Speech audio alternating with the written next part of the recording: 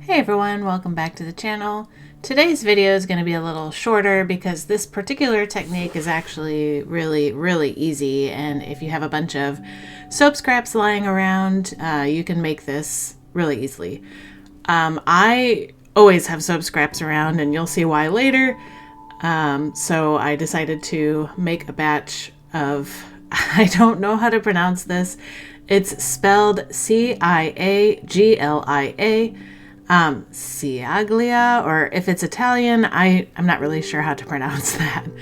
But anyway, so that's this technique here. So I have a bunch of shreds here. And basically what you do is you take about 30% of your oil weight. So in this particular case, I'm using 28 ounces of oils. And so I calculate 30% of that, which is like roughly 8.3 or something like that. And then you dump your shreds in with the oils. And here you can see me blending them in the oils. So this is before I add my lye. This is just with the soap shreds being just macerated in there with the oils. And you want to get the chunks small enough to where they just kind of look like confetti. Because, I mean, I have shreds of all sizes in there, and you want it to be uniform. I'm just using activated charcoal to color this because a lot of times with this technique, your base soap can be discolored from all the colors that you use. So I'm just doing black. And then the fragrance oil that I'm using is called Vanilla Cotton from Nature's Garden Candles, and it is also a fragrance that will discolor. So after probably a couple weeks, this soap, even though it is black, it's probably going to get even blacker just because the fragrance will discolor it to a brownish color.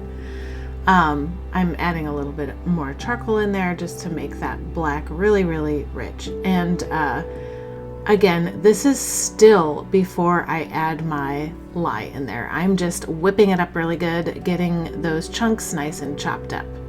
And this here is my lye. So now I'm adding it in there.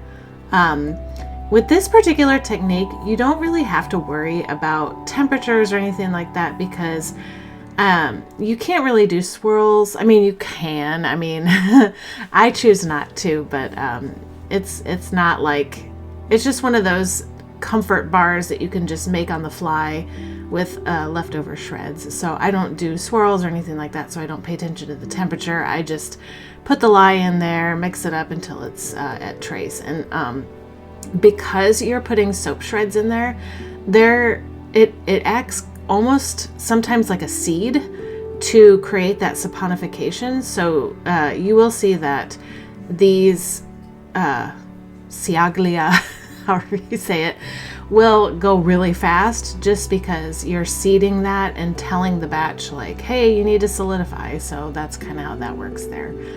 And I made a huge mess with this. I had so much extra just because I used my regular recipe, used my regular mold, and because I'm adding 30%, basically 8 ounces of soap shreds into it, it's bulking my volume. So I had a lot of extra.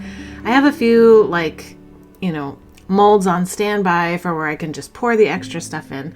But man, I used my crock pot and I had my loaf in there, and then I dropped the lid like right in the loaf. And yeah, I just made a mess in this, and it was like really frustrating.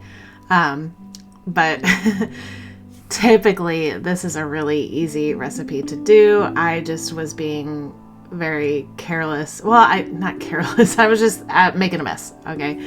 But anyway, that's kind of how that is. But yeah, so I didn't show the parts where I was cussing and all that stuff. So here's the next day. It's really nice and solid, comes out of the mold really easily. And the edges and stuff are really nice and sharp. And I'm just going to take this loaf and cut it like I normally would. Since there's no swirling or anything in this, I usually like to display soaps, even made in this mold that are cut horizontally. I like to display them vertically. I just prefer that look than, the horizontal method. But easy enough, just cutting this like I normally would in my miter box, where each of those little fingers is about 1 inch wide. So this is going to be a standard size bar that's 2.5 by 3.5 by 1 inch. And it roughly ends up being about 3.5 to 4 ounces in total. But yeah, so what I do after, and this is what I do with every batch, regardless of what the technique is, but I will go through and I will use this vegetable peeler and kind of bevel the sides. I don't have any fancy equipment, and you don't need fancy equipment to do this, but you can see I do this quite a bit. So I have like a little technique to it where I just flip, flip, flip, flip, and then just cut off all those edges. And I prefer to do this because when I use soap in the shower or whatever, those sharp edges after the soap gets hard after a while, I don't know, they tend to feel weird to me. Like they don't hurt, or I don't know, do they tickle? I don't know. It's weird. I don't like it. So I like to shave them off and go from there. Some of these bars had like a little rough spot where I dropped that lid on top, so I had to chop it off.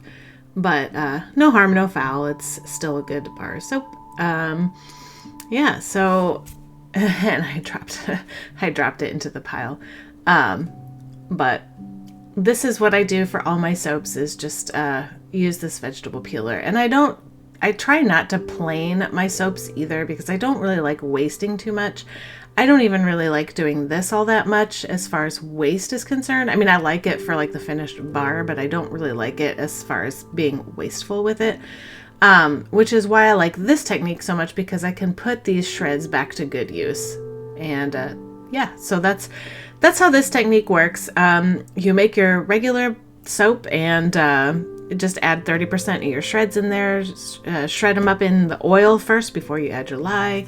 And yeah, I named it Gehenna after an area in my latest fantasy novel, which is coming out at the end of this month. So if you're interested in reading fantasy, it's new adult and it's based on that. So anyway, well, I hope you enjoyed the Ciaglia technique, and I will catch you in the next one. See ya!